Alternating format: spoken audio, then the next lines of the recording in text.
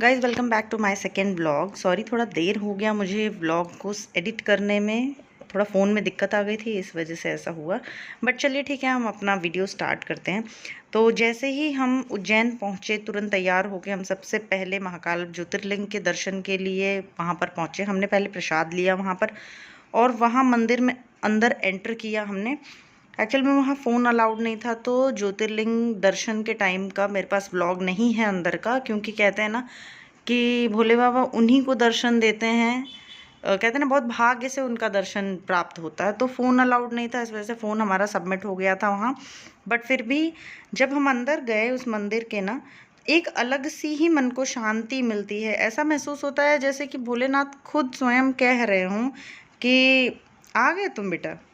मतलब वो पल बयान नहीं किया जा सकता कि कैसा वहाँ महसूस होता है। बहुत शांति महसूस होती है उस जगह पर और एक अलग सी ही एनर्जी फील होती है। जैसा लगता है कि भोलेनाथ खुद अपनी कृपा दृष्टि जो है वो अपने आपको देख रहे हैं उससे। तो आप अगर कभी उज्जैन आते हैं तो महाकाल जी के दर्शन के बिना आपकी यात्रा जो है वो पूरी अधूरी है।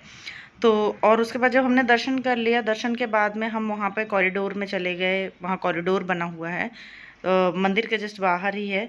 और मंदिर मतलब जो कॉरिडोर है, वहाँ की जो मूर्तियाँ बनाई हुई हैं, जो कलाकृतियाँ हैं, इतनी सुंदर बनाई हुई हैं कि देखते ही बनता है। रात में तो ये और सुंदर लगती हैं। मैं आपको कुछ इंटरेस्टिंग फैक्ट्स बता देती हूँ इस कॉरिडोर के। क्यों इस कॉरिडोर को जाना चाहिए, देखना चाहिए, क्योंकि ये इंडिया का सबसे बड़ा रिलीजियस कॉरिडोर है। श्री महाकाल लोक 900 मीटर लंबा कॉरिडोर है और 9000 करोड़ रुपए में इसको डेवलप किया गया था। कॉरिडोर में टोटल 108 सैंडस्टोन के पिलर्स हैं जो शिव तांडव और शिव लीलाओं को दिखाते हैं। और यहाँ 200 से ज़्यादा मूर्तियाँ हैं। और कॉरिडोर की डिज़ाइन जो है ना, वो पुराने उज्जैन से ली गई थी। उसके बाद में हम आ गए यहाँ पे। हम बहुत तेज़ भूख लगी थी तो हम लोग आ गए यहाँ पर। हमने खाना खाया और फिर तुरंत ही खाना खाने के बाद में हम जस्ट वहाँ से निकले तुरंत।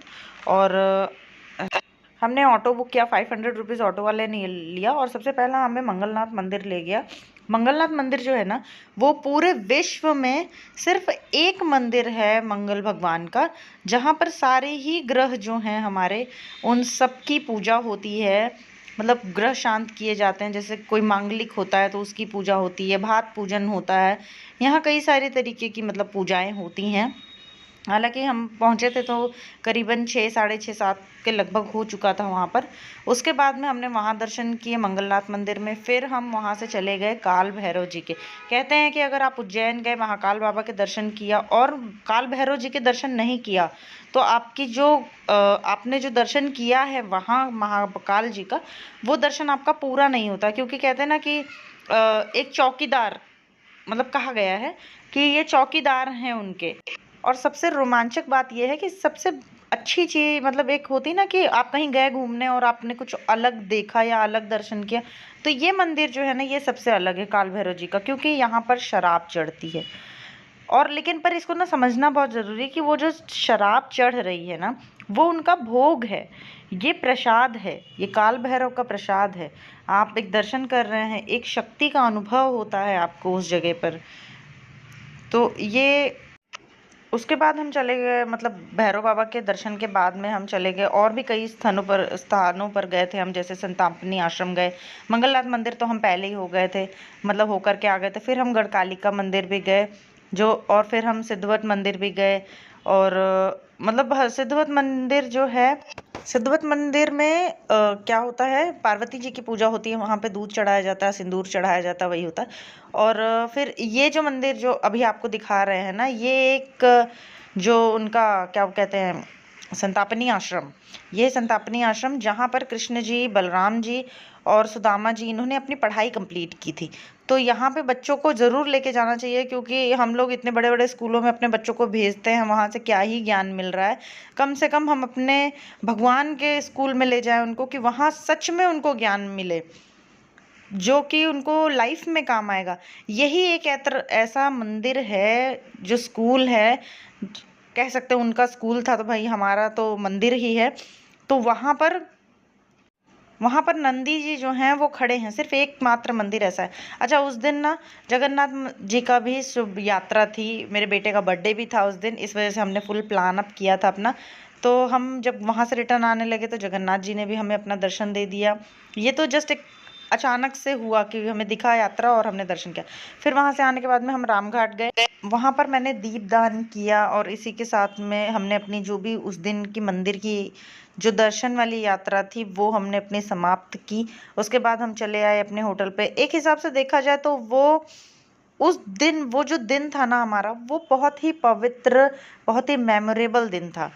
तो हाँ, अब जिसको मेरी व्लॉग्स अच्छी लगी हो, हालांकि अभी मैं न्यू हूँ, तो मैं वीडियोस अभी जस्ट एडिटिंग करना सीख रही हूँ, बनाना सीख रही हूँ, तो मुझे आपके सपोर्ट की बहुत ज़रूरत है।